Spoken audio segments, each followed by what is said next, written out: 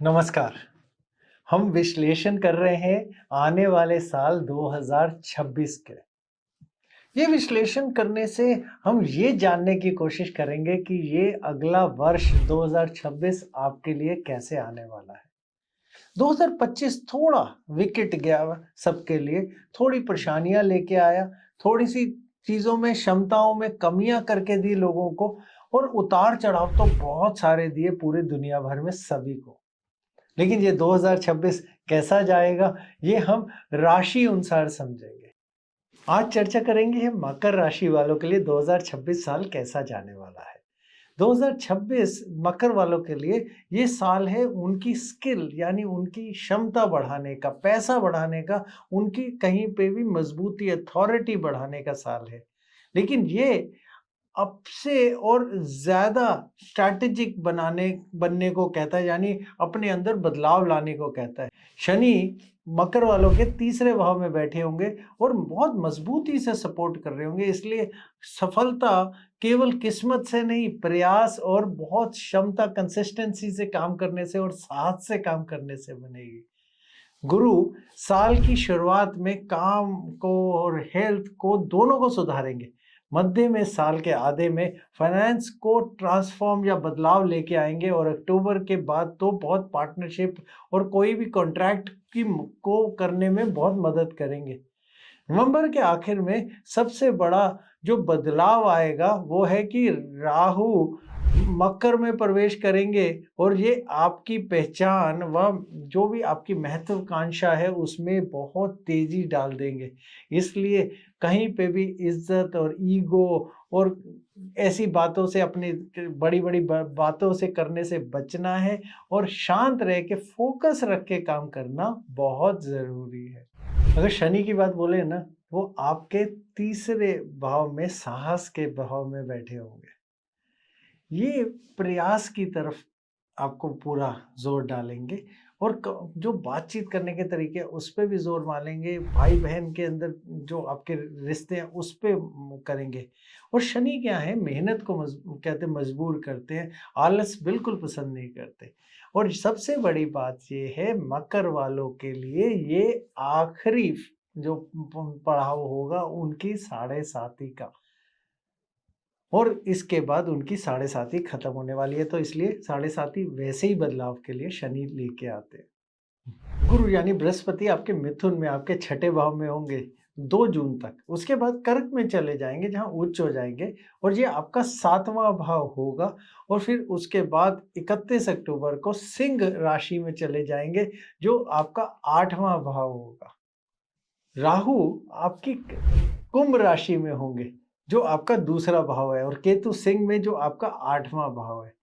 ये पैसा, आपकी वाणी, बातचीत करना का तरीका या सेविंग करने के तरीकों पे बहुत ज़्यादा भूख डालता है, बचत करने पे नहीं, खर्च करने पे। और केतु थोड़ा जो भी दुनियादारी है उससे दूर लेके चले जाता है, बहुत बदलाव की तरफ को करता है, अचानक बदलाव भी देता है।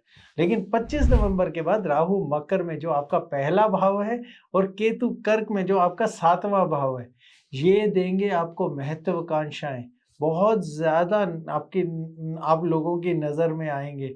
आपकी आइडेंटिटी, आपकी पहचान एकदम सामने आ जाएगी। और केतु 7वां में तो बहुत रिश्तों में कहीं न कहीं दूरी लेके आता है, थोड़ा ध्यान वहाँ रखना बहुत ज़रूरी है। जब कार्यों की बात बोलेंगे या पैसों की बात बोलें, प्रोफ़ेशन की, तो पहले चरण यानी जनवरी से लेके मार्च तक काम में जीत मिलेगी, रूटीन में सुधार, जो रोज़ करते हैं कार्य उसमें सुधार। गुरु छठे भाव में है, इसलिए आप प्रतियोगिता और इंटरव्यू में जीत सकते हैं। जॉब की बात बोले तो आप देखिएगा थोड़ी स्टेबिलिटी या उसमें सुधार आएगा। लेकिन आपको अपनी बहुत ज़्यादा रोज़ की रूटीन बना के काम करना है और ठीक करके रखना है। और राहु दूसरे में होगा और इनकम फ़ोकस बहुत बढ़ा देता है, कमाने के लिए तो बहुत अच्छा है, लेकिन कठोर बोलने या बहुत ज़्यादा खर्च करने से तो बहुत बच के रहना है। दूसरे चरण की बात बोले ना, तो अप्रैल से जून तक ये है आपका स्किल, कोई आपकी क्षमता बढ़ाने का, फिर पार्टनरशिप में कुछ बढ़ाव कर लाने का। शनि तीसरे घर में है, स्किल में या आपके काम करने के उसमें, कार्य में साहस बहुत बढ़ा देते हैं। 2 जून के बाद तो गुरु 7वें भाव में है, क्लाइंट की, ग्राहकों की एकदम बढ़ाव आएगा, ग्रोथ बढ़ेगी, बिजनेस में पार्टनरशिप के मौके भी खुल जाएंगे। शादी की बात होगी ना तो वो भी आगे बढ़ सकती है। और ये चीज़ तो स्टेबल किसी के साथ पार्टनरशिप करने के लिए बहुत मजबूती देती है। तीसरे चरण की बात बोलें तो जुलाई से सितंबर तक अगर हम बोलें तो कंसिस्टेंसी में ताकत, ये पुष्य अश्लेषा नक्षत्र का समय बनेगा। और देखिएगा कि जिनके ऊपर आपको विश्वास है वही पार्टनरशिप मजबूत होगी। निगोशिएशन यानी आपको बातचीत करके पैसा उतार चढ़ाव करने के लिए बहुत अच्छे मौके मिलेंगे। शनि की 12वीं दृष्टि नींद बिगाड़ सकती है, इसलिए थोड़ा आराम पे ध्यान दीजिएगा। आखिरी चरण अक्टूबर से दिसंबर तक आप देखिएगा, बहुत गहराई से पैसों के ऊपर आपका पूरी फोकस आ जाएगा। जहाँ पे अथॉरिटी की बात बोलें वो आपके सामने उभरने लग जाएगी। 31 अक्टूबर के बाद गुरु 8वें भाव में होंगे, इसलिए टैक्स की बातें या साझा पैसों की, इंश्योरेंस की, कहीं न कहीं आपको अपने कर्ज़े उतारने की बातों पे बहुत फ़ोकस आ जाएगा। कहीं पे भी जहाँ रिस्क हो, जहाँ पे थोड़ा खतरा हो, वहाँ पे इन्वेस्टमेंट या निवेश नहीं करना है।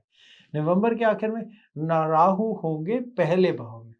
ये होता है भाव जहाँ महत्वाकांक्षाएँ आपकी को पहचान को बहुत सामने ले आते हैं। बेचैनी बढ़ा देते हैं, थोड़ा इमोशंस यानी आपकी भावनाएँ उतार-चढ़ाव में आ जाती हैं और इस ऊर्जा से कहते थोड़ा-सा आगे बढ़ के अपने आप को बढ़ाना है, बड़ा करना है, थोड़ा घमंड से दूर रहना है, ईगो से दूर रहना है और कहीं न कहीं जल्दबाज़ी के फैसले नहीं लेने। रिश्तों की बात बोले ना तो जून से अक्टूबर तक पार्टनरशिप की बातें, रिश्तों का जो भी सबसे बढ़िया समय है ना वो होगा, क्योंकि गुरु होंगे आपके 7वें घर में। नवंबर के बाद केतु 7वें में इमोशनल डिटैचमेंट कर सकते हैं, इसलिए नरमी से बात करें, पार्टनर्स की जो भी ज़रूरतें हैं ना वो ज़रूर समझें। स्टेबल रिश्ते टिकेंगे और जो सतही कनेक्शन जो ऊपर-ऊपर के आपके किसी के साथ कहते रिश्ते बन गए वो ज़रूर टूट जाएँगे। स्वास्थ्य की बात बोलें तो बृहस्पति 6ठे भाव में कहते शुरुआत से सेहत को सुधारता है। शनि की 12वीं दृष्टि भी कहीं न कहीं आपको कुछ माँग डालती है कि आप अपना सेहत का ध्यान रखें।